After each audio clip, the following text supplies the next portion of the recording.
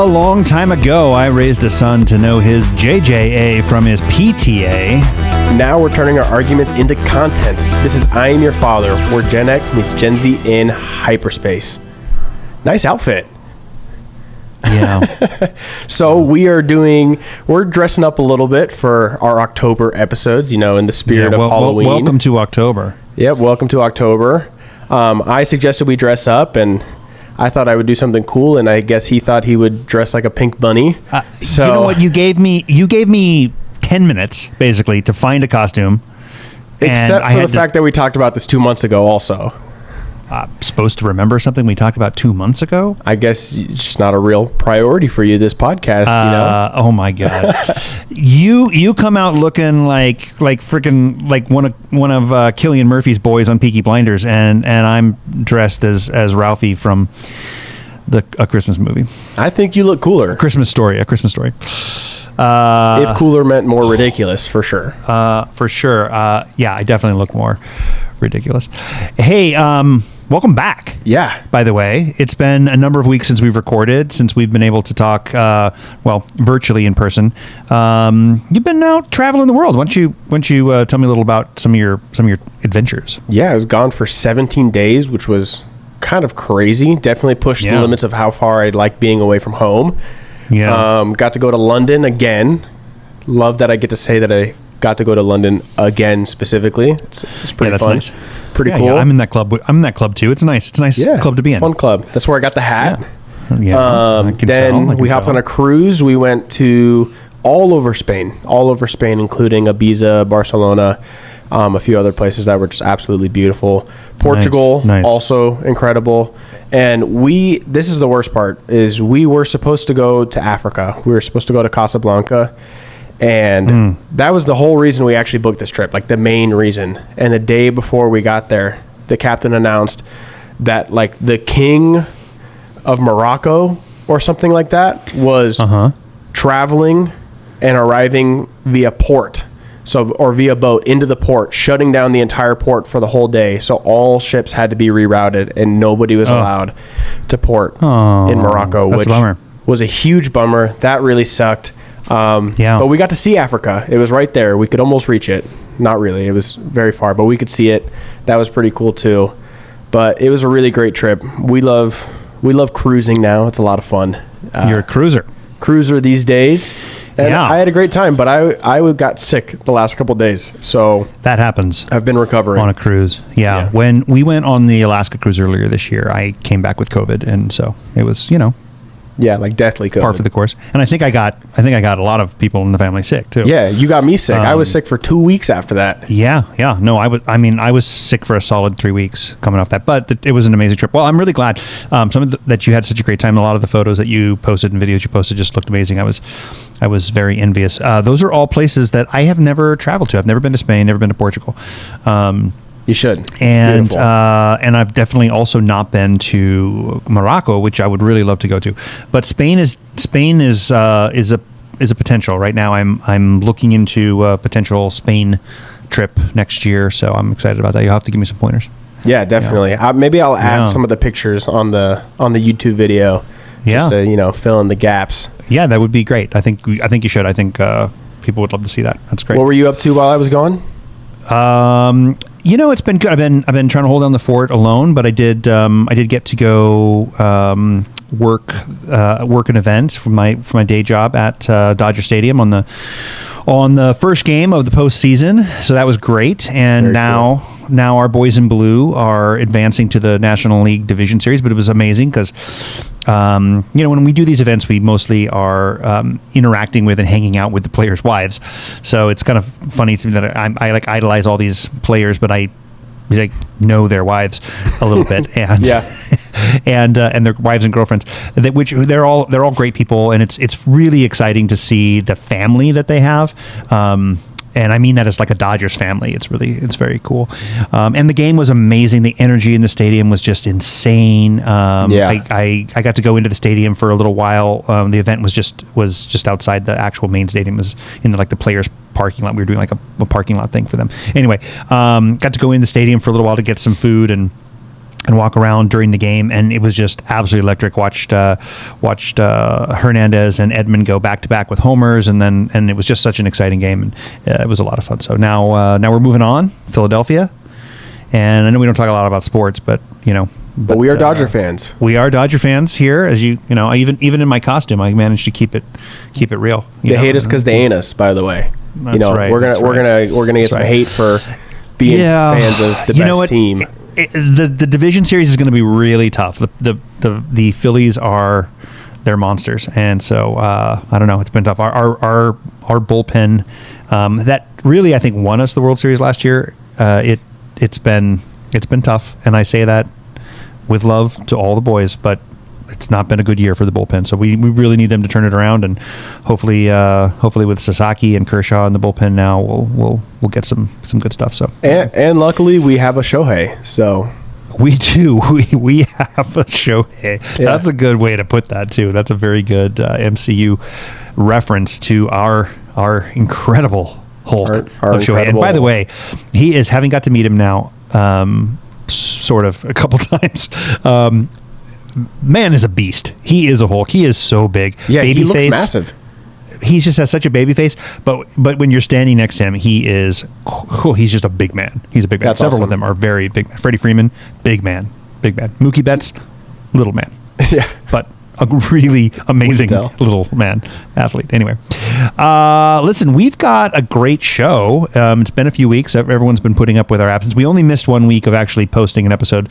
We were able to get out a couple mini episodes, and our minis are really action packed. They're loaded. They're they're more or less the same length as our full length episodes. Yeah.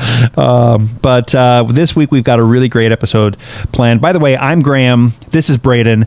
We're a father and son team that make up I Am Your Father, as we talked earlier. And this week's episode, we're going to talk about two movies that are really making a lot of waves right now. A lot of critical acclaim. Hopefully audiences are going to see them, but that's been tough with these non-franchise films. But we've got a new Paul Thomas Anderson film, One Battle After Another, and we've got a new adaptation of Stephen King novel, The Long Walk. So we're going to be diving into that a little bit later on in the episode. But first, we got our 10 and 20. Yeah, that's right. So Braden, you want to set that up for us? Yeah, our 10 and 20 is a quick segment where we very strictly stick to 20 minutes covering 10 topics. We always do it perfect, never go over, never once. We're really strict about it. So I think we're going to get started here in just a second. I'm really not sure I'm going to take you seriously in this Pink Bunny costume the whole time. I'm still... You literally said for the month of October... Oh, you remember we said for the month of October we should wear costumes for all 4 episodes. Don't forget, we have to start tonight. I'm like,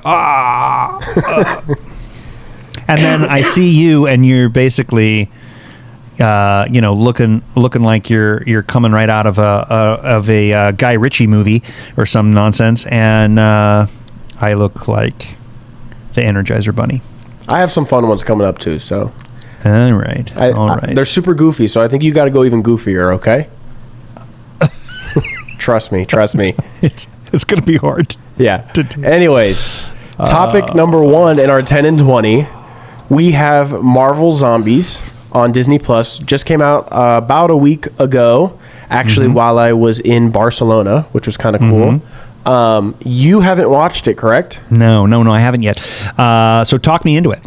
So basically what it is it is a continuation of the What If Zombies episode from season 1 of What If. Okay. So same animation style as What If, and the only now, I guess, episode, well, I guess there's one other, but it is a continuation of that episode. So it takes place starting after that. And I will say it actually doesn't really give you a recap of what happened in that episode, which I found weird. So once you visit, maybe watch the What If episode first. But I'll say this. I watched the What If episode back when it came out. Right.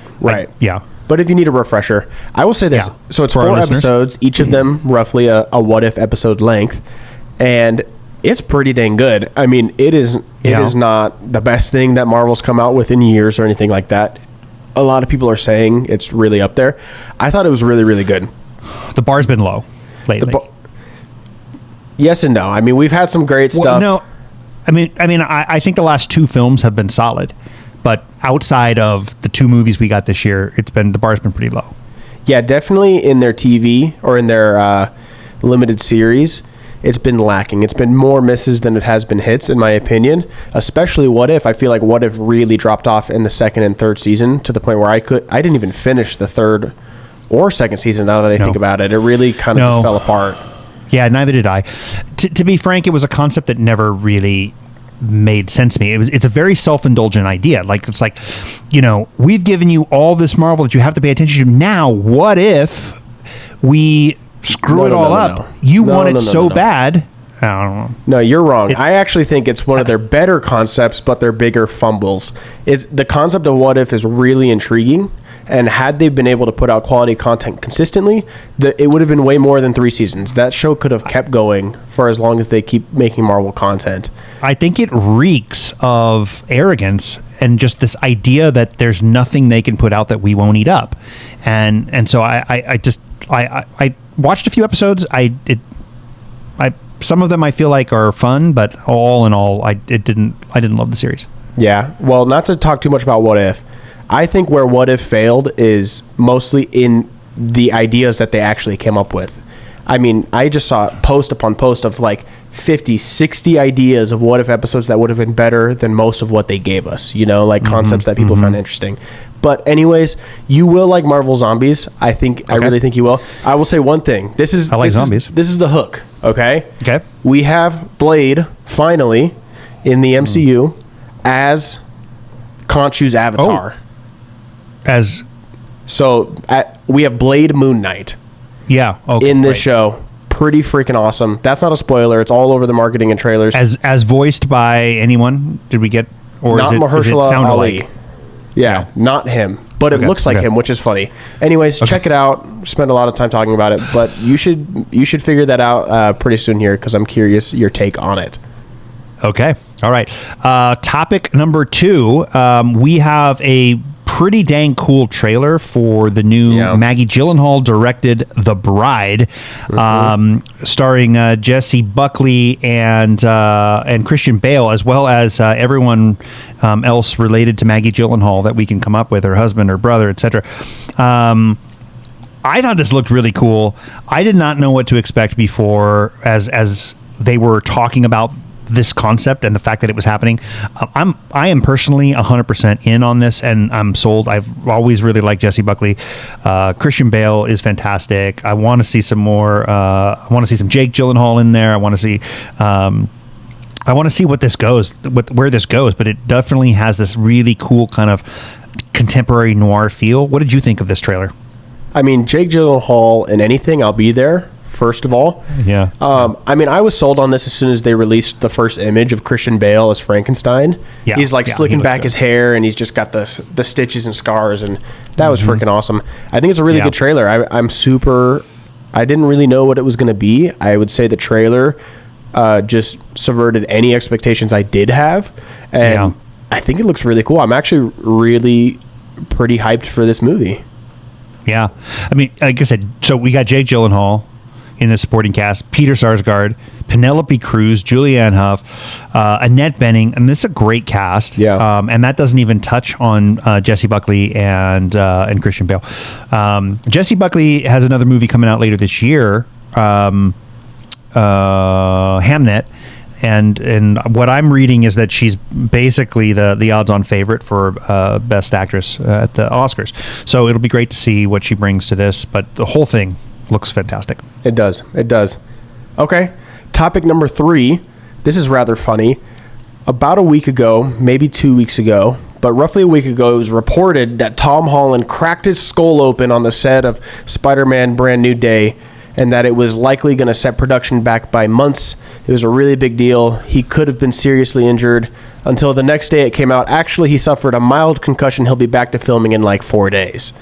This was the biggest blown out of proportion story that like actually had me very concerned until it was like, actually, just kidding. He got a boo-boo compared to what we just said. Like concussions suck. He had to take a break. I'm not belittling what happened, but what was reported at first was just ridiculous. Like you would have thought that he was on the verge of death based on these original headlines. Yeah. I mean, it just reiterates what we've been saying all along with how the press is covering this particular production. Like, it is so right now over-reported, both from an official, accredited, educated press, as well as, you know, a whole citizen journalistic kind of just madness that's going on there. And so it's not surprising to me at all that bogus reports consistently are coming out of the filming of this, as well as Doomsday. Yeah. And so I mean, it doesn't surprise me. I'm glad he's okay. We want you safe, Tommy. We're glad you're doing some practical effects, web slinging, you know, all that. But stay safe. Stay safe out there. Absolutely. Yeah. Take us into 4. Topic number 4. We've got a trailer for The Mandalorian and Grogu.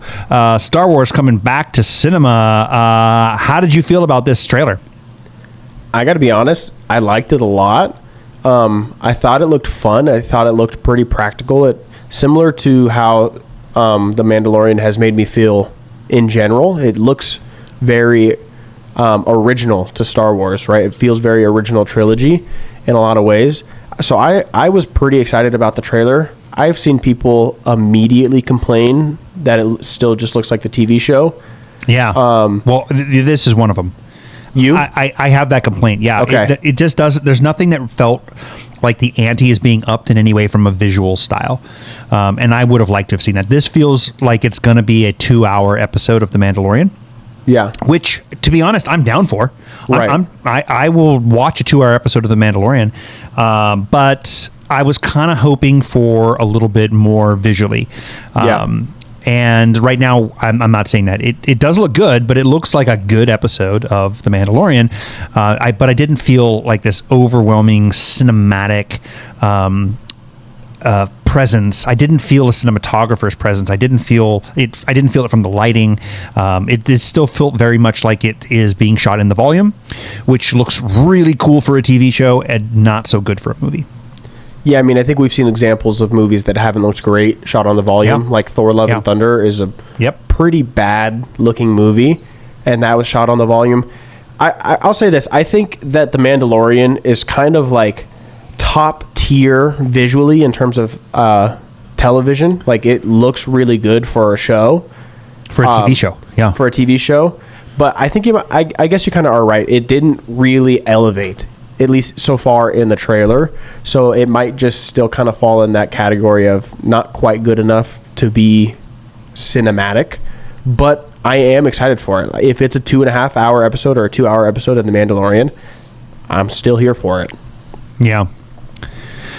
Okay. Well, let's keep our fingers crossed. Yeah, we'll keep our fingers crossed. Topic number 5. Apparently, scripts for Mindhunter Season 3 are actively being written and being presented to David Fincher. They are reporting that they are writing them, they're working on it, and ultimately it's just going to come down to whether or not he likes them or he doesn't. And this is, I mean, obviously a glimmer of hope, right? We are big fans of Mindhunter. We have wanted there to be a continuation, so it feels like there might be a little bit of light at the end of this tunnel. Yeah, I mean, it's right up there. It's at least in the top 5 for me of anything that Netflix has ever produced in terms of original programming. I'd have to think a little bit more exactly where I think it sits, but it's definitely. I'd guess it's top 5 for me.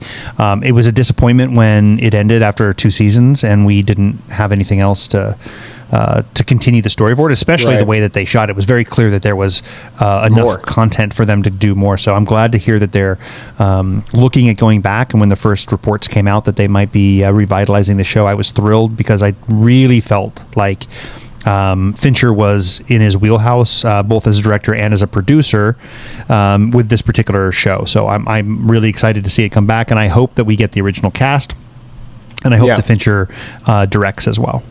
I agree. I'm a little nervous. I mean, this isn't a confirmation in any way that it's going to happen. It kind of feels a little bit like what's the Bane quote from The Dark Knight Rises, where he says, like, there can be no true despair without hope. Just like, it's right there. Like, it's keeping the idea alive in our hearts, but in reality, it's just poison, and maybe it'll never happen. You think they're just feeding us info? Yeah. No, I hear you. It could be that we get a lot. There's a lot of false starts when it comes to this particular category of conversation: movies, Right. TV shows, productions, things like that. Heck, we're talking about 2 or 3 of those this episode alone, and who knows how many of those are really going to come to fruition. Yeah. All right. Speaking of which, our next topic, Warner Brothers reportedly looking at both male and female actors to play the role of Voldemort in the HBO Harry Potter series. This is, I'm sure, freaking people the F out, and I can only imagine that it is both controversial from a literary perspective and also from a just, I don't know, insane person's perspective too. It's both of these things at the same time. Yeah, I mean, what do you think of this? I think there are valid and invalid reasons to be upset about this, for sure. Right. I think this kind of thing is definitely okay and can work in plenty of stories, plenty of platforms. My opinion on it in this case is I think it's a really bad move. I think already people are very hesitant about this series. They've already made a few decisions that have been somewhat controversial for good or bad reasons. Yeah. But for me, like, Tom Riddle should be portrayed as written. Voldemort should be portrayed as written. I mean, just even in the sense that you'll have to change his name from Tom Riddle, probably. Part of the reason... Thomasina Riddle? Yeah, so much of... Then it'll screw up that whole acronym, too. Exactly, that's what I'm saying. Part of what makes Voldemort so interesting is how similar Harry feels to Tom Riddle, the boy. Like, Harry sees himself in this other boy, and it freaks him out. And a lot of people see that. And so I think there's just too many hoops. No, there are two sides of the coin. Yeah, they're going to have to rewrite too many essential parts of this story while taking a major swing for what really, truly would probably be the final nail in the coffin for a lot of people who are on the verge of watching or not watching. I think it's a bad move. I don't think they should make that big of a change to one of maybe the second most important character in this story. 100% the second most important. Okay, so then let me give you a quick pop quiz or would you rather kind of story here. Okay, because this is the second time in the brief history of this podcast, it's 23 episodes, where we've had similar news about an iconic character potentially being recast as a woman. The other was Aslan in the reboot of the Narnia series. So, which one of these concerns you more, Voldemort or Aslan?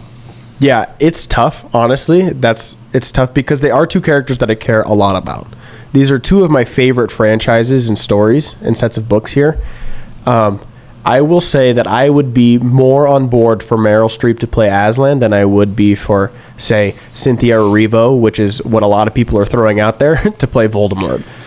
Okay, so that brings up a really interesting point, though, because she recently she's been doing a lot of this lately. She's been being cast, right? So I not that long ago I saw her perform at the Hollywood Bowl as Jesus in Jesus Christ Superstar. She was fantastic. It was amazing. It was very, very good. She is also right now, it was just announced that she's going to be playing Dracula on the West End.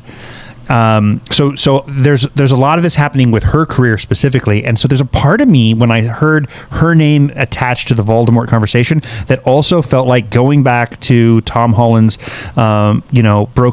broken skull that he's dying from, and everything else, like all this kind of stuff. It just felt like BS to me, right? Like something that people were putting out there because they wanted to have something to be mad about, more than anything else. For sure. And I agree. I don't think that Cynthia Erivo is going to play Voldemort, but that is like the main name being talked about, like you mentioned. Ultimately, I think that a female Aslan works more than a female Voldemort, personally. Yeah, and I actually agree for a number of reasons. Like to me, the concept of God is less gender. Like when I think of the idea of God, like to me, God doesn't have a gender. Like God is God. Is God. It's not a question of what's my I mean, gender literally talks about genitalia. Like, what's the genitalia of God? That doesn't work for me. Like, it's a spiritual idea. I don't care who plays that. I'm not so, like, I don't require a particular gender to my deity. But I think that with Voldemort, it doesn't seem like there's a good reason necessarily to change it, especially considering that Harry and he are supposed to be so such foils to each other. You know, I just think that and so I don't know. We'll see. I agree. I don't think it's the right move, but I also am not sure that it's real news either. Yeah, I mean, it definitely could not be. So yeah, because not too long ago it was being reported that Voldemort had already been cast, but was not going to be revealed until revealed in the show, which I think is the right move anyways. But so they are kind of conflicting reports in that sense. So it might be a whole bunch of nothing, but I just hope that it is nothing. Yeah, I mean, I think that shortly before I read this story, I also saw that Nicholas Hoult was supposedly a strong contender for someone that they were trying to cast. So, I mean, the bald people. Yeah, exactly. Are in the running to play Voldemort. Again, this feels way more like fan casting nonsense than it is anything else. And so just like, can we get people talking about this movie? Can we get people talking about this TV show? Can we get people just talking, even if it's controversial? It'll drum up ticket sales. You know what? Or subscriptions, etc. We got to move on, but in a later episode, you and I, maybe our Harry Potter episode, we can present our fan casts for Voldemort. Who Voldemort. Yeah, and we've talked about a certain guest star that we'll have on that episode as well, a Harry Potter expert that is that we know. I think having him on would be great. I think we should definitely dive into that as we get closer to that HBO series. All right, why don't we move on to topic 7?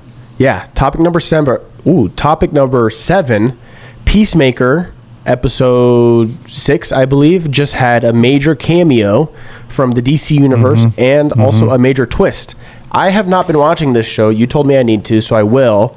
But you have been, so why don't we talk about it? I've had it spoiled, so no worries on spoilers. Yeah, so spoilers for anybody who is watching this that or listening that hasn't watched Peacemaker. But yeah, we just talked about Nicholas Hoult. Nicholas Hoult's Lex Luthor shows up on in the show.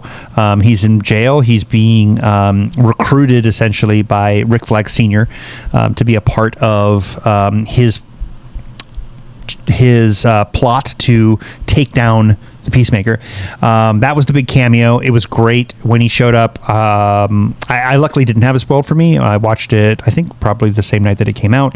It was great. It was fantastic. I've said to you offline, off recording on a couple of occasions that the show is. It's surprising me how much I'm enjoying it and how good it is and how much heart it has, especially for something. And it's really just me being biased against John Cena, to be perfectly honest, because I really like James Gunn's stuff, but I've just never been a John Cena fan. So I just sort of assumed I wouldn't like this. Anyway, I'm liking it a lot. Nicholas Hoult showing up was like it was a like Quicksilver reveal kind of scenario here when he showed up. It was fantastic, and then we also, it was revealed that this alternate universe that is the perfect universe that he is in is actually a white supremacist universe where he is, where all non-white people have been expelled or imprisoned or killed. It's not quite revealed yet where we're at, but it's a Nazi America that he has found, and for him it was ideal because his dad loved him in this universe. His brother was alive in this universe. I'm spoiling so much for you. I didn't know all this. Didn't, but these are things that are core tragedies in his life as a character: the loss of his brother, the death of his father at his own hands, so the reveal of what's really going on in this universe is freaking him out, as well as the fact that one of his closest friends is a black woman, and he now has to reconcile, I guess, the fact that everything he's ever wanted in life is in this universe, but the new But it's man evil. he has become. Yeah, the new man he has become. This person who is learning to respect women, who's learning to respect minorities and cultures. It doesn't fit in this world either. So I just revealed everything for you. I hope you guys have watched so this episode. Now I don't need to watch it, as you would say. Those are the two things, and it's hella good, as the Peacemaker would say. I think you should totally watch it. But what are you hearing? I mean, is it with other people that are talking about it? Because it's a big deal having, I've only heard this good things. crossover. I've only heard good things. I really liked his character in the Suicide Squad, so I'll definitely get on it. I'm not really quite sure why I haven't yet, but I will. Yeah, I think I want to apologize officially to James Gunn for spoiling episode 6 of season 2 of The Peacemaker while dressed as a pink bunny. That just seems to make it all the worse. You look like maybe he'll turn you into some kind of villain in that universe, you know? Like exactly. Actually, he might prefer it to be spoiled by a pink bunny than by anyone else. I think he might. Take us on to 8. All right. Topic number 8. I was going to say episode 8. Topic number 8. We are getting an Edge of Tomorrow sequel, supposedly filming in 2026. Again, this goes back to like, is this really happening? Do we want, like, are we just being teased? Right. Is that carrot dangling out in front and we're going to be forever chasing it? I love Edge of Tomorrow. And I think that coming back to it is potentially fun, but also potentially as wrong as the idea of The Social Network Part 2. Interesting. You know, I'm super worried about how they're going to circle back on this, considering how damn near perfect I feel like this movie is. This is every bit of I don't know. I'd have to revisit my last star on this, but if I had to rate it today, I'd give it at least a 4.5. Yeah, no, I think I had it at a 4.5 as well. Yeah, this is a fantastic movie, nearly perfect film. It's probably my top tier. It's you know, it's not necessarily a totally original concept, but they take what has become a fairly popular film trope and they move it into the sci-fi world, and they do it in a way that is absolutely brilliant and well performed, and I love it. So I don't know. I'm on the fence. Should we come back to it? Are they really going to come back to it? But if they do, what do you think? Is this how scared should we be? I think you said it all right there. I think it's nerve-wracking, but if it's on par, then it could be really great. It's the kind of story where a sequel could make sense, right? I think a sequel to this makes more sense than a sequel to The Fall Guy. So I'm here for it. I'm a little nervous, but I hope it lives up. And I really love that movie. If you haven't seen Edge of Tomorrow, also sometimes known as Live, Die, Repeat, watch it. It's really, really good. Like, really good. So yeah. Live, Die, Repeat, the recycled title.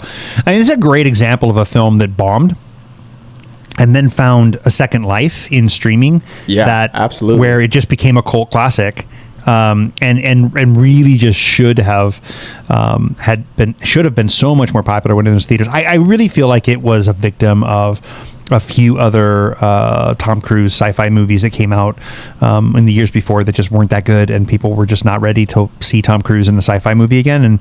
But it turns out this one's really damn good. It is. Yeah. All right. Topic number 9. Denis Villeneuve says that his James Bond movie will start casting James Bond a little later down the road, but that he is looking for an unknown actor. He's not wanting all those fan casts that have been happening for the last several years can go ahead and just die. The people coming up with them can go cry because it seems like it's not going to happen. Rocks. And we might be getting an unknown. I don't know that I hate this idea. I mean, I think some of my favorite projects in the last year have been full of unknown actors. I think there's a lot of new talent out there right now, and I'm kind of liking this direction that we're moving, where our mainstream movies are looking for those. It can certainly work. Yeah, it could certainly work. I mean, David Cornswet was an unknown to me, and I really enjoyed him as Superman. Despite what one of our listeners has been consistently complaining to us about, the fact that we liked that movie. But anyway, I thought he was an unknown to me. I know he'd done other things, but he wasn't a household name. And I hope that that's kind of where Denis will be taking us. Yeah. Someone that has some experience and some amazing charisma, but hasn't yet cracked that that household name kind of popularity. We'll see. I guess, I don't think that I liked any of the fan casting that I'd been seeing personally. So to me, none of them really worked. Okay. I mean, I don't think I liked any of them personally. But so maybe there's somebody else out there that is ready to become a star in this role. Yeah. We will see. Yeah. They've also talked about it being like more of a young James Bond, like coming up James Bond, even though we kind of sort of got that with Daniel Craig. They gave us a bit of an origin story there, but it seems like they're going to be trying to lean even more in that direction. Yeah, that makes sense. I'm here for it. All right. Final topic for our 10 in nearly 30. Alien Earth has completed. The first season is completed. We got the season finale, and I have thoughts. Do you have thoughts yet on this? What did you think of the show? I have thoughts. I will be a little brief because we're running really late here, and we still have 2 full movies and a lot of homework to talk about. But yeah, I really enjoyed. I'll speak to the whole season. I really enjoyed this season of Alien Earth. I wasn't sure that it was going to work for me. That the Alien franchise was going to translate well to, the small screen, and I really think it did. I think they told a really compelling story. They did new things with the franchise while still being completely faithful, and capturing that original nostalgic feel of the Alien franchise. I thought it was really good. I thought they wrapped it up in a really great way, and I'm sure that they are, but I'm really hoping that they're continuing this story because I'm on board. I really actually enjoyed a lot of these characters. I was invested in plenty of them. A lot of the mystery was great. The ulterior motives, who's on what side really. And I thought it was really good. I really enjoyed it, so I'm hoping we get another season.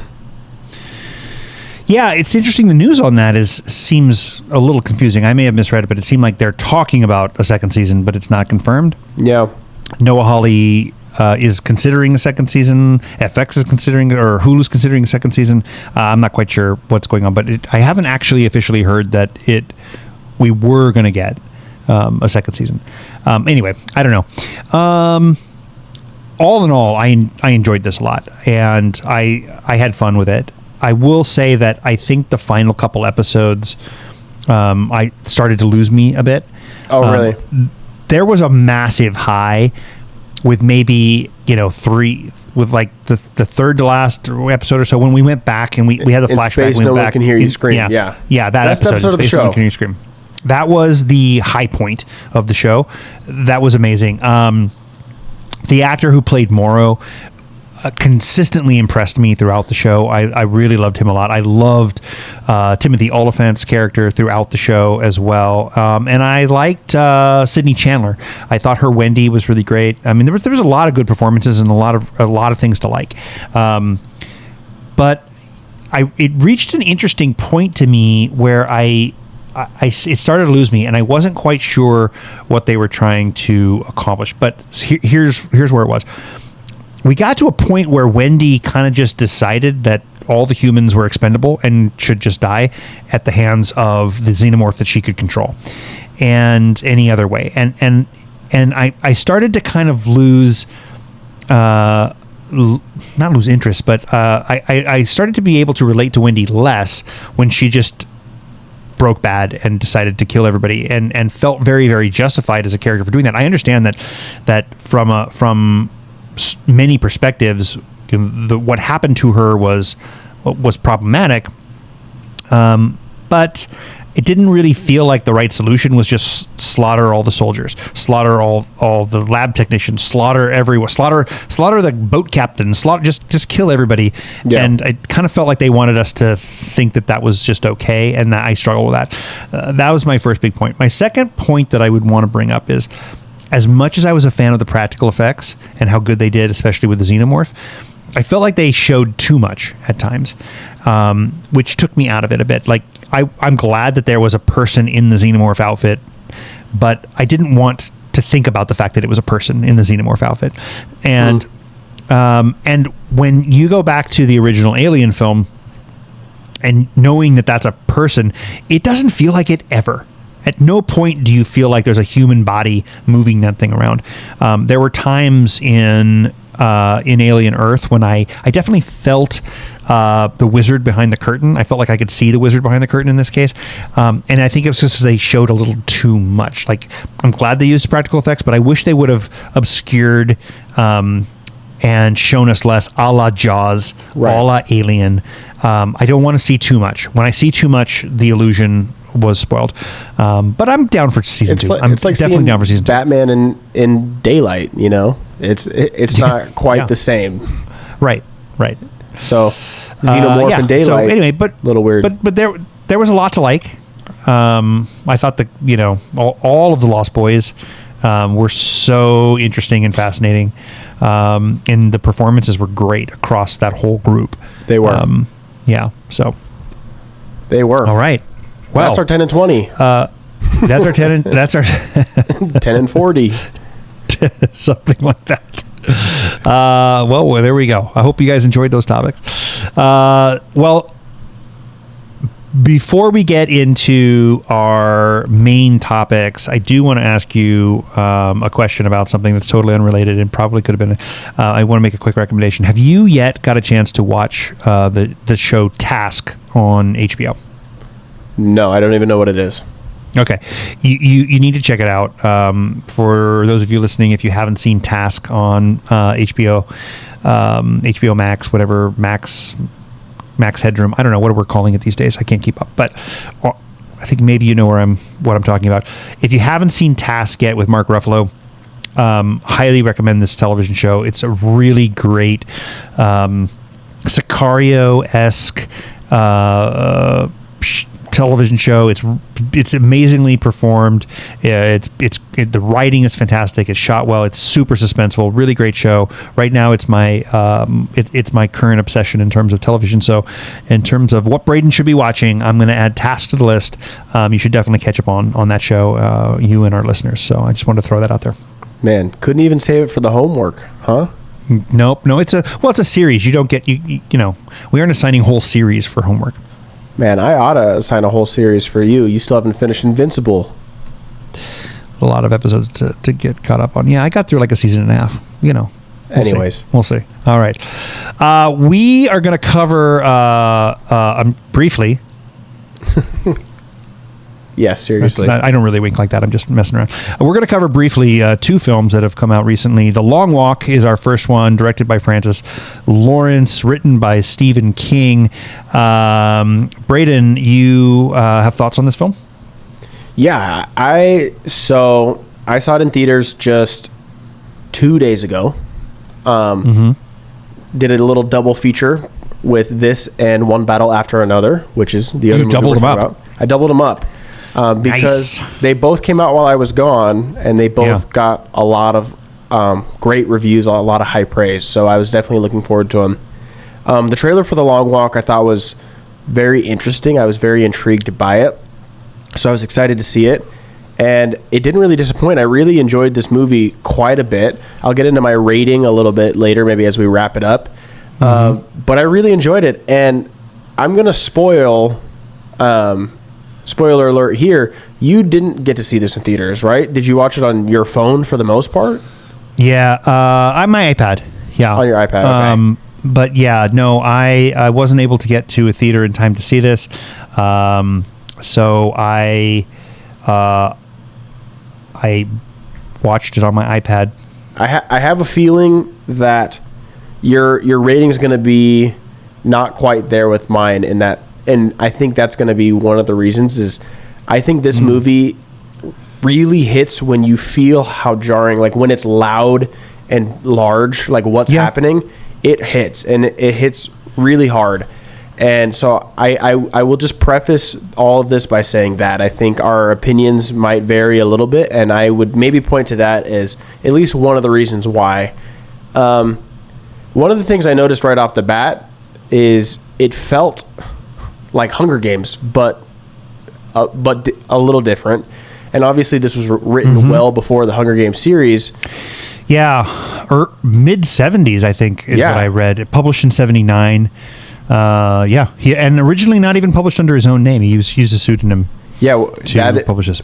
I saw that as well, which Yeah. is interesting.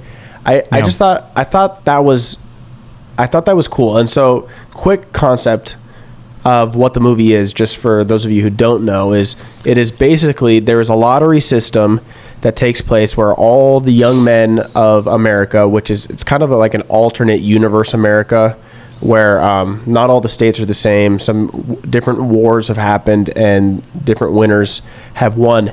And all the young men of the different states enter in their name to be polled to potentially compete in this competition where they walk and do nothing other than walk. And the last man walking receives unimaginable wealth and a granted wish. Anything they want. Anything they want. Not like a genie, like nothing magical, but whatever, if the government can do it, they will do it, kind of a thing. But the spoiler is that it's not like, oh, I can't keep walking, so I lose. It's, I can't keep walking and they kill me. So there is literally one man standing by the end, and all 49 other contestants have died or been killed. Yeah. And it's a really brutal and sick concept. It's extremely hard to watch at times, especially when you start to take into account things like having to use the bathroom and stuff like that. It's just really sick and twisted. So we can dive into a little bit more. I guess I didn't even ask you what you thought about the movie. Yeah, I mean, I enjoyed it. I liked the film.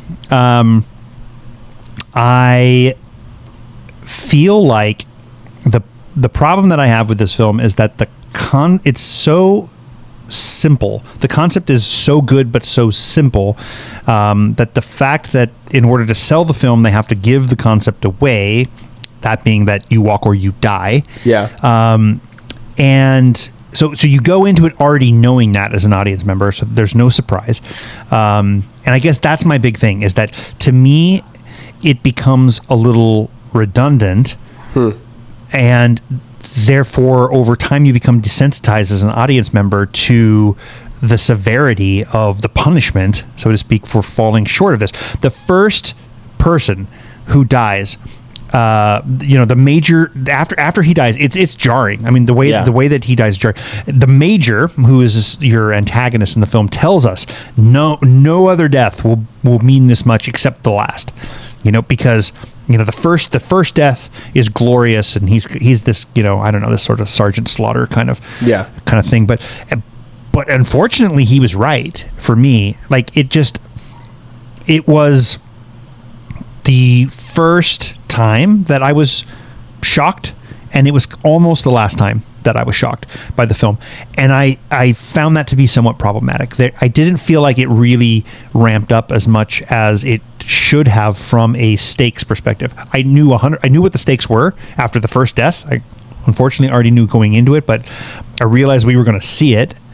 And then after that, it kind of just became a thing like where, I don't know, 8 times out of 10, it was, the death wasn't even played for shock value. It just sort of happened off camera or out of focus or things like that. And so I just felt like it was almost too simple for an hour and a half movie. It wasn't even a 2-hour movie, an hour and a half movie. Thank God they didn't try and drag it out to 2 hours or 3 hours or something like that. But it felt like it could have been 60 minutes, and that might have worked even better. Enjoyed it. I thought there were some great performances. The actor who played Peter, David Johnson, who we also saw in Alien Romulus. This is the second thing I've seen him in. He's really good. He's phenomenal. And Cooper Hoffman, who I really liked in a different Paul Thomas Anderson film, Licorice Pizza. Like, they were amazing, and there were other really good performances. But I think for me, it was a little short on plot. The few times when we got flashbacks, I think that really helped. And I think we could have used a little bit more of flashing back to some of these characters' pasts, so that their deaths meant more to us. Yeah. No, I here's where I disagree with you is... Yeah or no? So you're disagreeing with me. I disagree with you. I think the simplicity is what I really loved about it. One of my favorite kinds of movies is where it's so simple It takes place all in one room, but it's actually not simple because it heavily relies on great dialogue and great character writing. And this movie might as well take place in one setting, right? It's just one road. It does. It could be a play easily with characters just walking in place or walking in a, Yeah, I get it. Absolutely. And I think, the flashbacks did help, and yes, that first kill was definitely one of the more jarring kills. But I think where I definitely disagree with you is the movie's strength is we start to take time to build relationships with these characters, all the while knowing that all but one of them are going to die. And that's tough. So like as an audience member, like you're starting to become attached to these characters knowing that they're not going to make it.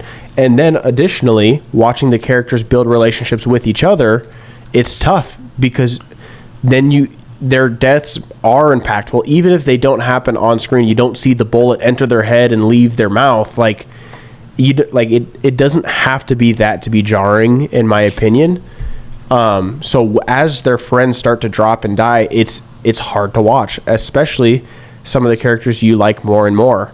And so let's get into the way the movie ends, because I think it's kind of important. Hold on. I just want to rebut one sec. Like the simplicity of it, the fact that what you just said, when we meet these characters, we know they're going to die. To me, that's the problem. That takes the drama away from it. There's no suspense. We know that they're going to die. It was very clear that Garrity and Peter were going to be the last two, right? That was it. We knew that the moment we met them, that they were going to be the final two in there, and everyone else was going to fall short and fall earlier. It was the only real suspense for me was which of the two of them was going to win, and which was not, right? So the fact that we know before we even show up that every single person we meet is going to die, to me, that's one of the reasons that it doesn't quite work, because I'm not surprised at any point. Am I surprised at anyone's death other than which of the two of them makes it through, which we can avoid. Well, I don't know. We're going to talk about the end. Well, I was going to say, I don't know that it needs to be a surprise. I don't know that it needs to be surprising. I think you just have to buy into the concept. You have to accept the fact that these characters are going to die, and then kind of just go on this journey and see how it unfolds. And I found it interesting, and you didn't, so I guess that's fine. No. I mean, I liked it. I just didn't think that it... I think it's a good movie. It's not a great movie. And I think that part of the problem is not the filmmaking. It's not the acting. That's all really well done. So for you, it's the concept. For me, I think the concept is just a little too simple, and so I think it works if it is revealed slowly over the course of the movie. But that's kind of impossible with such a simple concept. Yeah. Okay. Well, let's talk about the ending. Okay. Which is apparently different ending from the book. I don't know if you knew this. No, I didn't. So for those book readers out there, they did not even. It didn't go exactly the way they thought it was going to go. You say you were pretty dang certain that it was going to be Garrity and Peter at the end. I wasn't 100% convinced of that. I was actually waiting for Peter to die sooner and it be impactful, but I was wrong.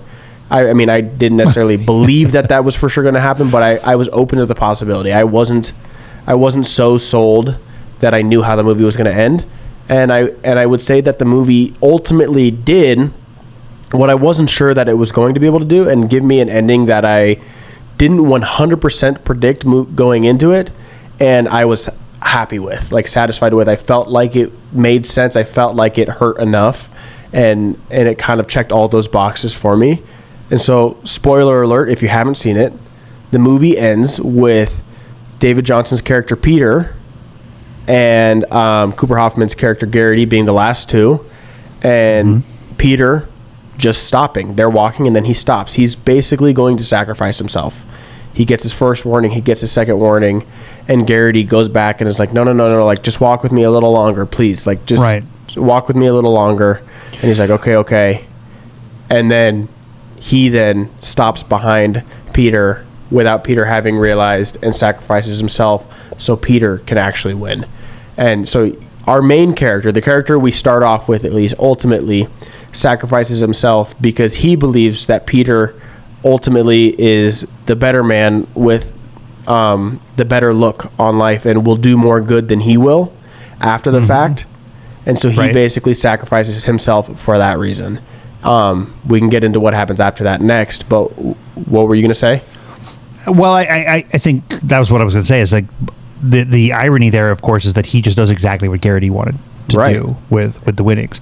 So it was unnecessary. Like, they're both sacrificing themselves. I mean, I enjoyed the ending, but I enjoyed that part. I will say, though, that I was a little confused that he just sort of walks off into the sunset. No. No, you're not confused about that? No. And I'll just jump in real quick. And no, it makes sense, first of all, that I don't think it was redundant. I think it was actually really cool in an ironic way that he sacrificed himself for Peter with the belief that he was going to do what he couldn't. But in that final act of losing what now had become his best friend, he did switch up. He couldn't be the man that he wanted to be after being subjected to this sick and disgusting game. It broke him, and I thought that was really cool, or really interesting, at least from that perspective. And just to clarify, he does not walk off into the sunset. This is my interpretation, at least. Maybe we can rewatch the ending of it, but as soon as he does that, looking down that street, there's nobody anymore. There's no guards. There's no people. It's empty. And my interpretation of that is he died right there. They killed him right after he did that. And he is now like, he's just continuing to walk. Like, his afterlife now is him walking, quote unquote, into the sunset, but not really.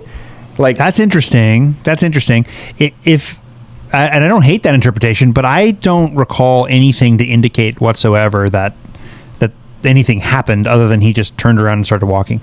But, I mean, you're being more generous to the film than I am. You can be generous with the ending as well. That's interesting.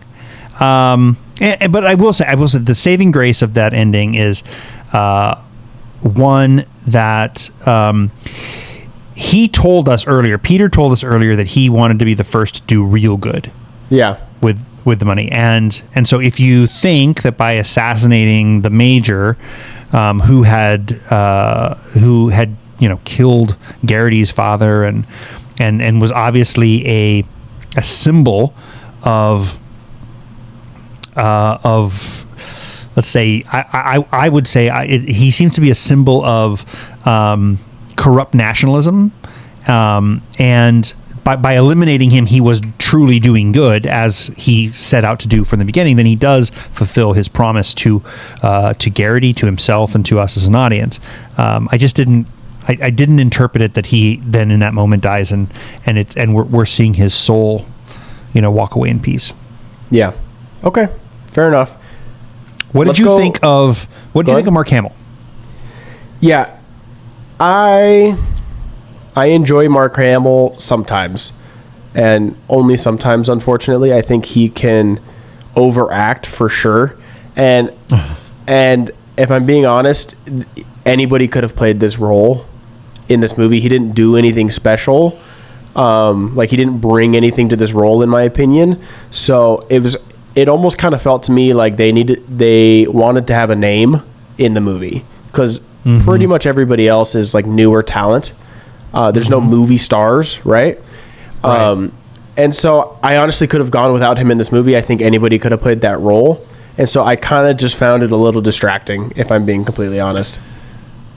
I would say generally I liked him, but you're right. At times, I found myself going like, "Oh, there he goes chewing up that scenery," right? Yeah, I mean, I didn't think he was horrible. I just didn't think it was worth having him in it.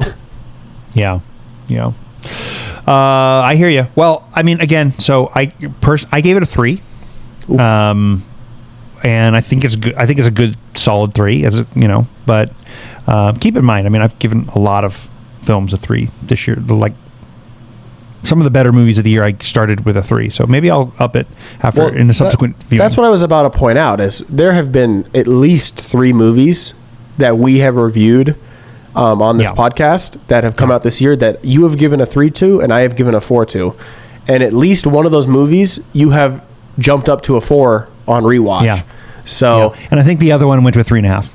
A 3.5. So you tend to lowball, and I tend to get a little more excited because I've mentioned before, I love going to the movies. I love seeing movies in theaters. So if I see a movie in a theater, there's a really great chance that my rating is going to be like a little high just because I loved being at the theater. So we'll see how it rewatches for sure. I love being at the theater too. Don't make. But this you didn't see it in the theater. This That's is what your I'm saying. special thing. That's what I'm Theaters saying. don't belong to you. Just being a dick for no reason. Yeah, geez. So, admittedly, I did not see this one in a theater. You could be right. It might have had a different. I might have had a different response to it had I seen it in theater. Let's move on to our next film, though. I did see this one in the theater. I saw this in IMAX. I saw this in a really great format. I didn't get to see it in VistaVision, but which is available here in Los Angeles. I just not on short notice. I couldn't get to it, but I did see it in 70 millimeter IMAX, and it was I think fantastic. One Battle After Another, directed by Paul Thomas Anderson, one of the great auteurs of his generation. You also saw this film. Did you get to see it in IMAX by chance? I did not get to see it in IMAX. I don't have IMAX money these days, unless it's a Christopher Nolan movie. Well, you did double feature it, so yeah. I did double feature. I will break down my thoughts on it in just a moment. Why don't you give like a quick recap of the movie? And I'm going to make sure my phone is still recording real quick. So you talk to the people. I'll be right back. Okay. While he's gone, let me know what you think of his Halloween costume and the kind of nonsense that he pulled getting me to dress up like this when he was I'm back. Calm down.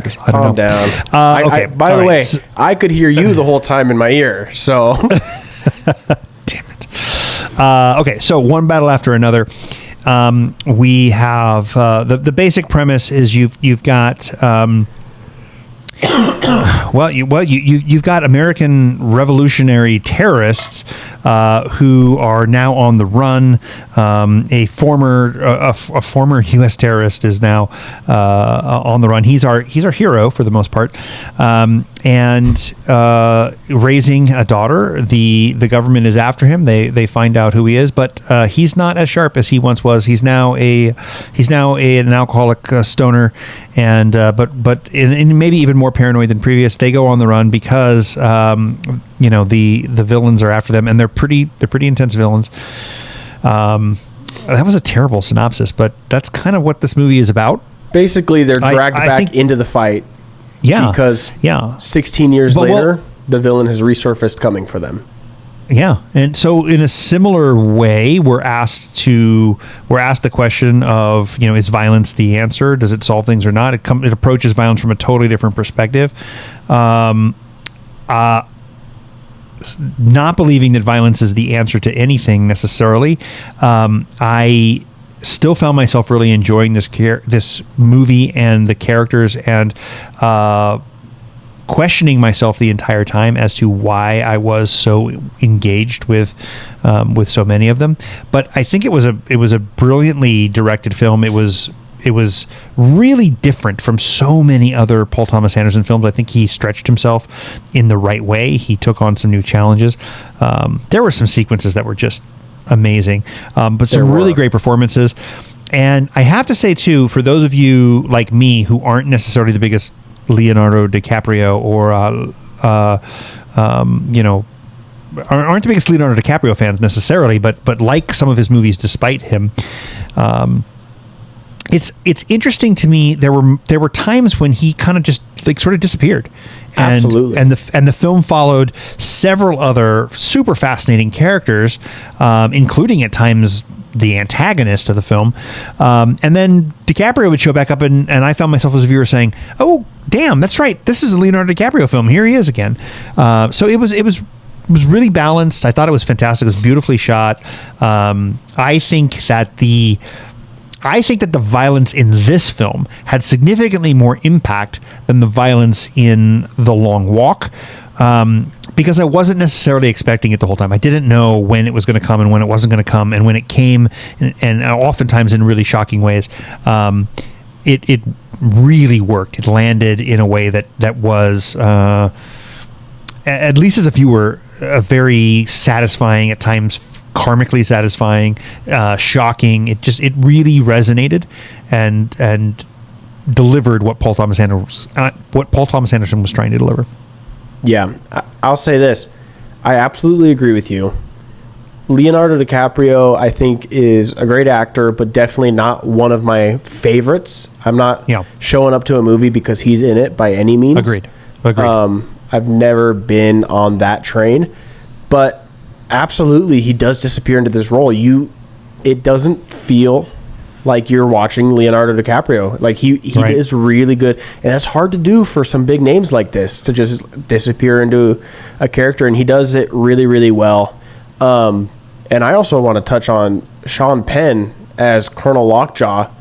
Just, I think, one of the best villains in years. I mean, he was disgusting and menacing and embarrassing throughout the whole movie.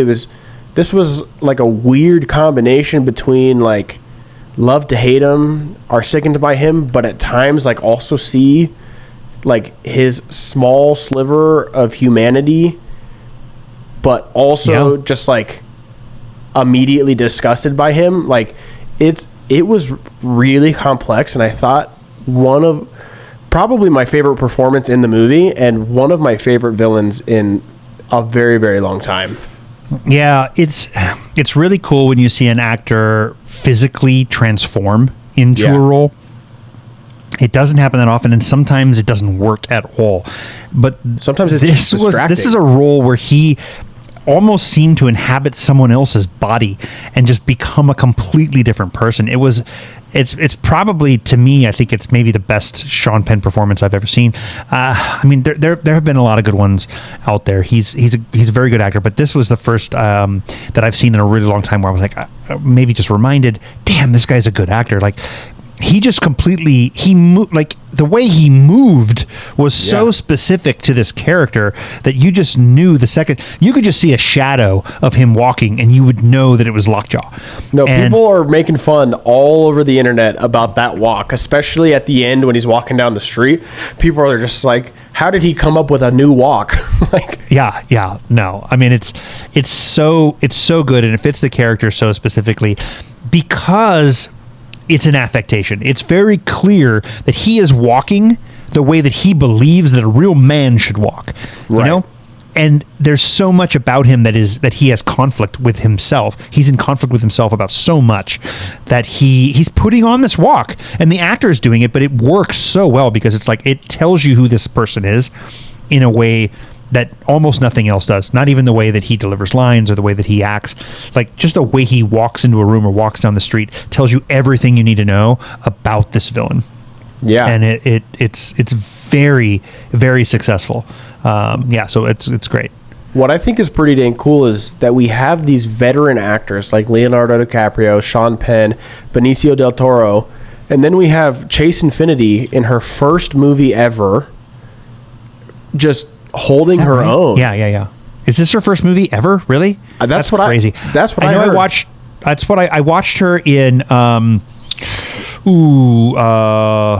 Presumed Innocent, which was an Apple Plus TV show. Oh, the Jake Gyllenhaal one. Yeah, and she was really, really, really good in it. But I hadn't seen her in anything else. But that makes sense. She's holding her own. She's right up there in there with them. Like, absolutely. Just, she's eating it up. She's absolutely amazing. I leaned over to Nat at the beginning of the movie. I said, I'm pretty sure this is her first movie, so let's see how she does. And by the end of it, we were like, yeah, she was phenomenal. Absolutely, she was phenomenal. So, huge I'm pulling it props up. to You her. are right. She literally only has 5 credits as an actor, and none of them are films. They're all, incredible, amazing, super. Yeah, it's like music videos, and then it's the Presumed Innocent television show, the Gyllenhaal show. Did you see that, by the way? She was really good in it. Yeah, it's really good, really good. No, she is more than holding her own. She's a presence in this film, and I was very, very impressed with her. Let's just take a moment to talk about Benicio del Toro. Sensei. Oh my God, he was so good in this. Disappeared. I loved him in this film so much. Just the way he had this calm presence about him. There was a nonchalance that he had the whole time. Absolutely. Yeah. Way to work that one in. Yes. A perfect nonchalance. I love it. As the kids, that's a word the kids invented. Did you know that? He was so good. As DiCaprio is like freaking out about absolutely everything, and Sensei is just chill as can be and saying, "Hey, listen, this is not the first time that we've gone through anything like this. Like we got this. It's under control." Which is so great. He's so cool. Yeah. And Nat pointed this out to me too as one of her favorite parts of the whole movie is she's like, you have this whole underground railroad system like actively being discovered. They have to leave. These kids, these mothers, these whole families, and the one white guy in the whole building is the one having a mental breakdown, freaking out because he can't remember the freaking password to the rendezvous point. And Benicio the whole time is just like kind of like, packing up, like doing this thing. He's like, all right, you ready, dude? Totally like, let's go. Did you catch that? Did you catch that line where he's like, I don't know what the effing time is, and Benicio just says 8:15. Yeah, so good. That was so good. Yeah, I loved it. Regina Hall was really great in this as well. Teyana Taylor, who I don't recall having seen in anything before. I might have missed it. She was the mother. I thought she was the mother of Perfidia. Yeah. I loved everything about this film. The car chase scene the end. It was somehow Spielberg's Duel. It was somehow Bullet. It was somehow like I felt like scenes from Breaking Bad. Like it was all these things like were like inspiring it, and yet he brought something new. Like the way I felt motion sick. Yeah, no, so watching it. Like I was in the backseat of the car with no control over it. Yeah, and then just the sheer craziness of like I can see him, I can't see anything. It was like waves rolling onto the shore, like massive waves rolling on that you just couldn't see past. It was petrifying. And absolutely loved it. It was so incredibly unique. I have to say, this might be the most interesting car chase scene to ever happen in a movie that didn't involve like major explosions or car crashes or bullets or cops. Like it was straightforward. It was two cars, one trying to catch up, just going over these hills. There were no explosions. It was just so engaging. You felt like you were flying. You felt sick to your stomach. It was so incredibly unique. I really loved the way that was shot. I thought it was incredible. And there were also so many oneers in this movie. The one we just talked about where Leo was freaking out, that whole crash out, that whole scene, that's like a 10 to 15 minute sequence. That's all shot to be a oneer, like through all the different apartment buildings and everything. Yeah. All the way up until up on the roof as well. Apartments, yeah.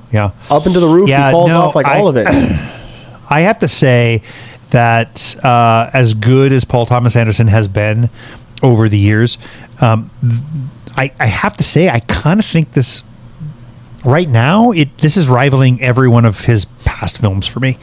It feels like he has somehow managed to up his game.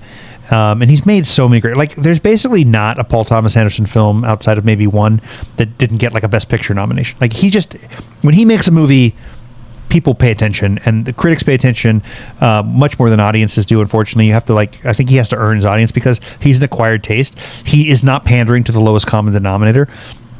He is assuming a certain level of intelligence, an appreciation of film, of drama, of story, of character that not everybody has, and unfortunately, and so he makes just great film after great film, and I kind of think, I don't know, upon a second or third viewing, this might be my favorite of anything he's ever made.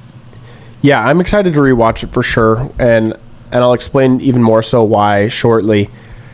I do find it interesting, and I think there's like a really complex and important conversation to be had about the fact that our main characters are, as you stated, they're terrorists. Like, they are using violence to incite fear and change, and that is terrorism, right? Yeah. And this movie kind of does this thing where it humanizes them, right? Everybody, this is a world full of humans, and oftentimes they make horrible decisions and do horrible things, but it's like, this movie kind of says, okay, like, these terrorists aren't bad compared to this guy. Like, this guy really makes these terrorists look not so bad. You know, like, this villain is so obscene, so disgusting, so perverted that these terrorists are actually the good guys of this movie.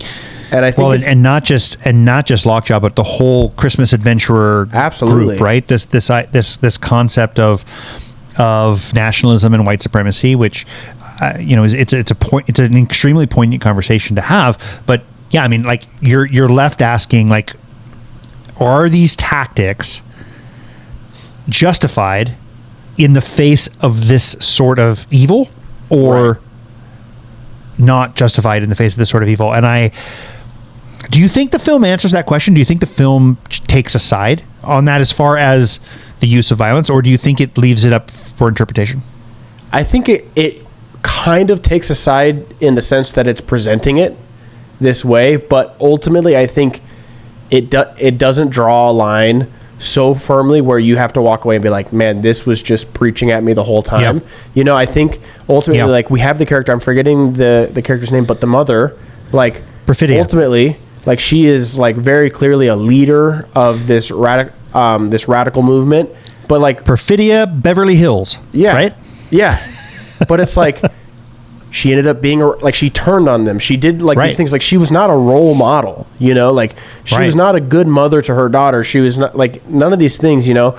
And so I think it is interesting. And like, going back to Colonel Lockjaw, like, and again, I love having these conversations with my wife after we see movies like this, but, like, we were talking about I do love having these conversations. I do. Yeah. But we were talking about how, like, not only is he a racist, like, he's the worst kind of racist, where because he's a hypocritical racist. Because he's hypocritical. Yeah. He like fetishes over this black woman, and not just her. Like, he says at one point, like, he loves black women, you know, like, but I think it goes, I think it even translates, it goes all the way to his daughter. I feel like he's fetishizing his daughter in like a disgusting way. We're totally spoiling this film at this point. We didn't say spoiler alert.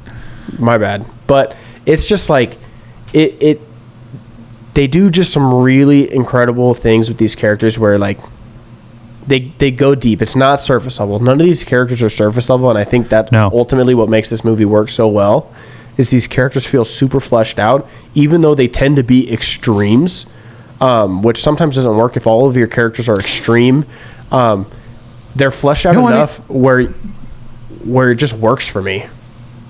I mean, DiCaprio too, right? I mean, he absolutely. On one hand, you want to Bob, right? That's his name, Bob.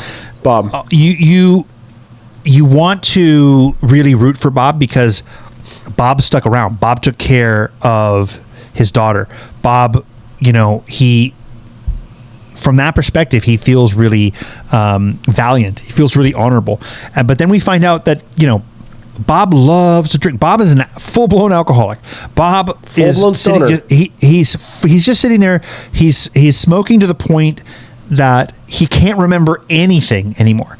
You know, like, he had these values, and then he abandoned them for in the name of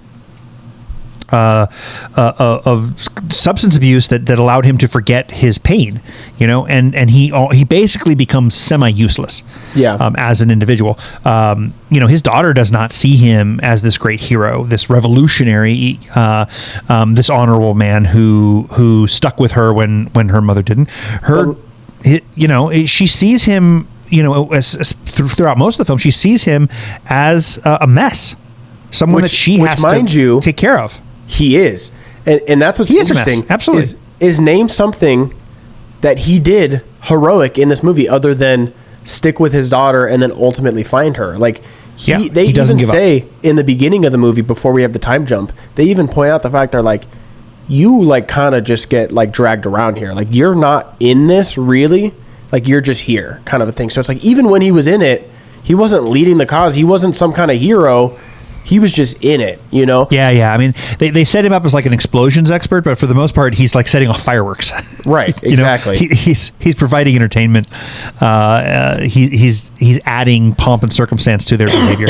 I agree. It's a super fascinating film. I desperately want to watch it again. I'm seeing it again, and I want to encourage you to hunt down IMAX if you can. I am going to see if I can get out to Hollywood and see it in at the Vista. And see it in VistaVision as well, since at least I'm within an hour or so of one of like 3 places in the world where you can see it there that way, and so I want to check it out. But I landed at a 4.5 on Letterboxd. Sorry, you have something else to say? I was just throwing out my rating. I landed on a 4.5. I very nearly gave it a 5. I feel like on subsequent viewings, there's a good chance it's going up a half star. Yeah. Well, I'll jump in then. I'll say I gave it a 4. And this is a higher 4, like quite a bit higher 4 than The Long Walk for me. But similarly, I can't believe you gave him the same rating. As soon as it ended, I fully understood. I was like, I'm going to have to digest this and then see it again. And I have a feeling it's really going to jump for me. The longer I've sat on it, the more I've felt that way. So I have a feeling it will. And what I was going to say is, to quote Anthony Mackie in a great interview, let me borrow $20 and then I'll go see it in IMAX.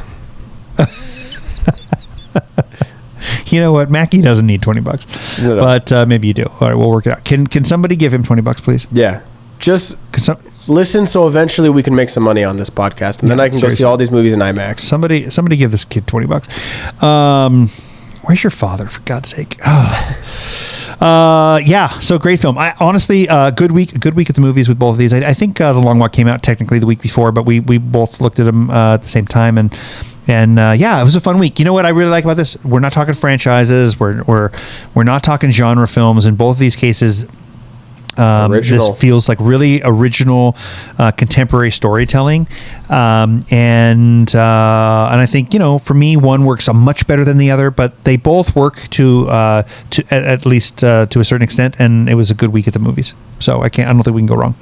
Yeah, mind you, like, the way I tend to rate movies is maybe a little different than some people. Like, so movies in different genres, although they might they might end up with the same star rating, like, that doesn't make them comparable in my mind. Like, sometimes there is a clearly better movie in a category versus another movie that I think just really excels in its category or does what I wanted it to do, if that makes sense.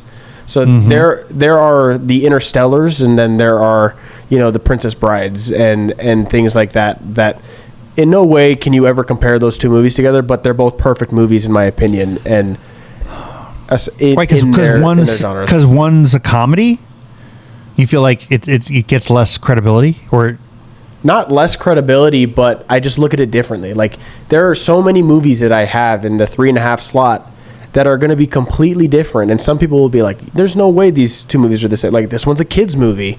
It's like, yeah, but it really works as a kid's movie for me, Oh, and that's okay. I mean, I think that we have to rate agnostic of genre. Right. Definitely. Yeah. All right. Well, I agree with you. Great week at the movies. I really, really enjoyed both these films. I'm very much looking forward to rewatching, specifically One Battle After Another. Well, all the more reason why they shouldn't have the same rating on your letterbox. All right, listen. We got to dive into some homework here. Yeah, I also want to call out one last thing. I feel really frustrated that we had to talk about these two really good movies that were both thought-provoking in their own way while I was dressed as a giant pink bunny. By order of the Peaky Blinders. You look great, right. Dad. Homework. We've got 2 weeks worth of homework that we need to cover, so we'll try and do it briefly. We are going to breeze through this because we have to. Yeah, Braden, we are pushing an hour and a half on this episode. Braden, I assigned you first Charade, a classic, Cary Grant, mystery thriller, and then following it up with The Bug's Life. Did you watch both the films that you were assigned to you? I did. This is the second Aubrey Hepburn movie you have given me in the last couple weeks, or I guess last couple months now at this point. And again, I really liked this movie. I'm kind of becoming a sucker for these movies. Good. I don't think I liked it as much as Wait Until Dark. Or It's fair. Yeah.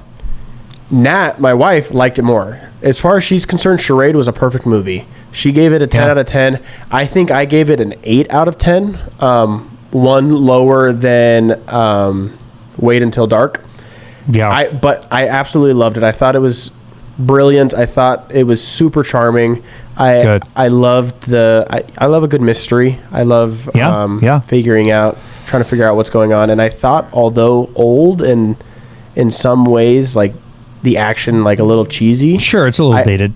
But I didn't really feel that it was so dated. I thought when it was doing what it was trying to do, it was effective at all times. So I really enjoyed that. And A Bug's Life was obviously a rewatch, and because you love that Pixar movie and it's a little lower for me. I mean, and I'll just say it is super charming. It's super fun. Yeah. There's no way you can watch A Bug's Life and not enjoy it. It's not top tier Pixar for me, but it's a really good movie, and I will always love it because it was one of the movies I watched growing up for sure. So, well, realistically, what I really wanted you to do was watch 4 movies and end with A Bug's Life. But you tried to give me 4 movies for homework in one week, and I call BS on that. Yeah, 7 Samurai, The Magnificent Seven, The Three Amigos, and A Bug's Life. A perfect quadrilogy that I'll work on them, everyone but not all in 1 week. Needs to watch. You need to watch. And hopefully you listened to a previous episode where we talked about this. That's good. So, real quick question on Charade. I don't think you have quite as much viewing experience with Cary Grant as I would like. I feel, but like, how did you feel about Cary Grant in this? I think this is I've had you watch a couple. I think. Did you get why people say that George Clooney is the Cary Grant of our time? There's just something so amazingly charming about him. Yeah, he's just that cool. Like he's the guy, you know. Yeah. He's definitely very charming. He definitely captures for me like in my head what that era of film is. Yeah. You know, so absolutely I understand it, and I had never heard anybody say George Clooney was the Cary Grant of. Oh yeah. But that makes absolute sense to me. Yeah, I can say that I have enjoyed everything I've seen him in, and that whole thing he brings to it. So Clooney's got a new movie coming out that's getting a lot of great reviews, and it basically looks to me like he is literally playing Cary Grant. Like he's like as a real person, like he's playing like a version of Cary Grant in his career. So I think it looks really interesting to me. Anyway, I'm glad you liked it. Yes. I gave you Reptile on Netflix with also Benicio del Toro and Ratatouille, another rewatch for you. Break it down. Yeah. So Reptile was the first film that I watched. Del Toro, Timberlake. Yeah. Sorry, that was what I was struggling to come up with, and then a whole lot of other really great actors throughout. I enjoyed this a lot. In fact, I enjoyed it a lot more than I thought I would. I mean, Timberlake was fine. I don't know. I mean, I think nothing to write home about, but Timberlake, when he shows up, he actually kind of always surprises me that he's better than I expect him to be. Consistently, I would never say that he's great, but he always sort of exceeds my expectations. Oh, Alicia Silverstone was another one in this film. Hadn't seen her in anything in a really long time. But to me, this really came down to Del Toro's performance. 100%. I mean, more and more and more with every new thing he puts out, I'm just so consistently impressed. And this is an actor, by the way, who I got to tell you, like I had seen him in an early James Bond reboot, not The Living Daylights, the one that came out of License to Kill, the second Timothy Dalton James Bond film. Del Toro shows up. He's a really great head henchman to the main villain, and it was like, oh, who's this kid? And then I didn't see him for a really, really long time, and then he shows up in The Usual Suspects and just absolutely blows me away, blows everyone away. His career totally reboots after that, and he becomes this star. And I think he almost never misses. No, he's one of the greatest working actors.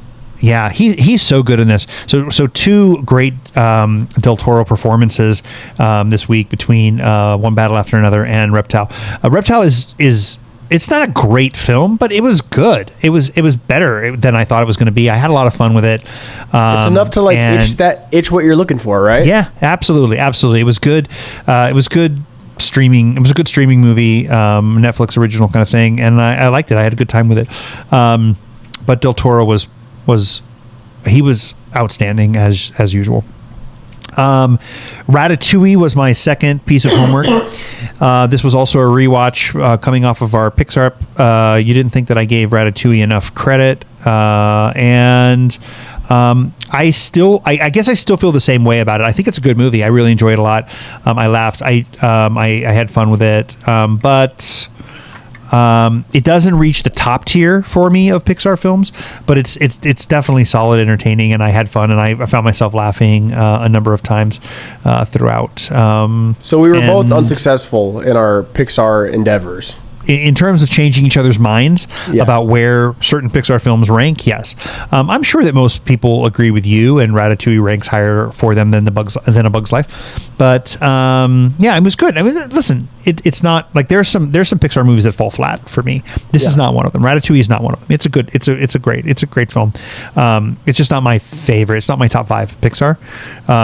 It was good though. Patton Oswalt is just excellent though in it. And for some reason, it took me a while. I'd forgotten that Willem Dafoe was voicing the father. It took me a little while to place that, but he was great. So I enjoyed it. It was good homework. Good. Well, this week I'm giving you something that you're not sure if you've seen. So since you can't remember, you're going to rewatch it. It's a little embarrassing. Old man brain for sure. Yeah. And that's going to be The Road, starring Viggo. Yeah. The King, from Lord of the Rings, my Strider, my Aragorn, my Captain, my King, this is a phenomenal movie. I'd never seen it. I just watched it this week. It is totally a feel-good movie. Just kidding, it's not. It's rather depressing. It's sad, so you can just go into it knowing that, but it was just really incredible performance. Really great post-apocalyptic storytelling, and it kind of just did it in a way that was just felt raw and real and kind of refreshing in a way, because it wasn't like, you watch some of these movies and you're like, oh, like you watch The Walking Dead and you're kind of like, that'd be kind of cool, like I could do that. And then you watch a movie like this and you're like, no, I really don't want this to happen. Like this would just be the worst thing ever. So I think it's really good. I think it's surprisingly unknown. At least like I don't hear too many people talking about it. So I think you'll like it. I hope you do. And so you're going to have to let me know next week. Yeah, no. So I know I've read the novel. And I think that might be what's throwing me off, because I can't remember if I've seen the movie or not. The other reason that I can't remember if I've seen the movie is, you mentioned The Walking Dead. I think that The Walking Dead comes out a year after this film does. And then you've also got The Last of Us. Like, I think The Last of Us and The Walking Dead are super inspired by both this novel and potentially even the adaptation. But there's no zombies. Like, it's not a zombie No, I understand that, but just I know that. But just the bleakness, the human aspect, of this post-apocalyptic era. I think in many ways, to me, when I first saw The Walking Dead, in a lot of ways it felt like The Road with zombies. Same with The Last of Us. It felt like The Road with, I don't know, whatever we call, the infected in The Last of Us. But I can't remember if that's because I saw The Road or if it's because the book, but Cormac McCarthy's book had such an impact on me. So well, I'll definitely this week rewatch you're gonna for sure have seen it. I will for sure have seen it after this week. Fair enough. Okay. Looking forward to it. Thank you. I think it's going to be a good recommendation. I am going to assign you Past Lives. This film is pretty recent, obviously. 2023, I think. Yeah, 2023. Celine Song writes and directs this film. She has more recently done some TV work, but also let's see, what did she just do? The Materialist. She just did The Materialist as well. Oh, which I just watched last week. Which you just watched, yeah. But I think this is I think this is a significantly superior film to The Materialist, and I think you're going to really like it. It's a sliding doors kind of film, like what if relationships, people we grew up with, people that we meet along the way. How do these things stack up in terms of their effect and their meaning to our lives? It's a really sweet film. It's heartbreaking. It's inspiring at the same time. I think that you and your wife will both really like it. So, yeah, I'm looking forward to it. It's been on my list for, at this point, 2 years. So I'm glad you are forcing me to watch it because I've just been meaning to get to it and I just haven't. So Good. I'm looking forward to it. Good. All right. Well, we've ranked. We've debated. We disagreed, though not about who shot first. It's just another day in the galaxy. So whether you're Gen X, Gen Z, a man in a bunny costume, or somewhere lost in the timeline, please continue to listen, like, share, and subscribe to I Am Your Father. Until the next episode when your son betrays you, remember that with great power comes a great second breakfast. But winter is also coming, so may the force live long and prosper within you. Thank you, Sensei. Peace.